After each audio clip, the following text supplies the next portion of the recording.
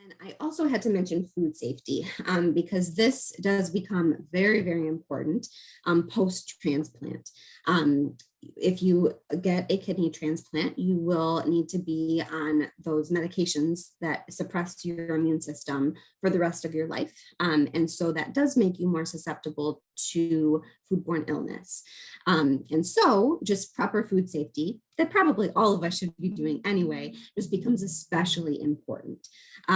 So these are just kind of like some general tips. So proper hand hygiene, making sure that you are washing, of course, all of your fruits and veggies, keeping raw meat and produce separate. So this, of course, like if you're preparing, like using a different cutting board for the two is certainly important. But another thing to keep in mind is like storing your meat, raw meat in your fridge underneath your produce. So then if that meat does drip, it's not going to drip on the apples that you're going to go eat, right away.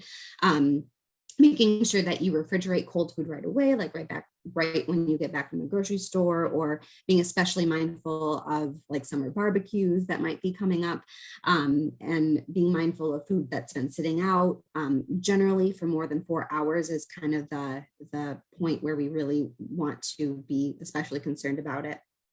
And then generally avoiding rare or undercooked meats, poultry, fish, and shellfish, unpasteurized cheese and dairy, and definitely any expired, or I put iffy food products, right? Like sometimes we smell something, we're like, oh, that's fine. But if you are immunosuppressed, then probably should always err on the side of, no, that's not fine, I should just throw it away. And then, of course, cooking your food to the proper temperatures. So here are the temperatures that we should be cooking our food to.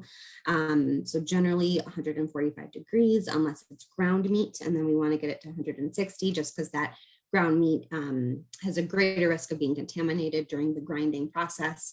And poultry should be 165.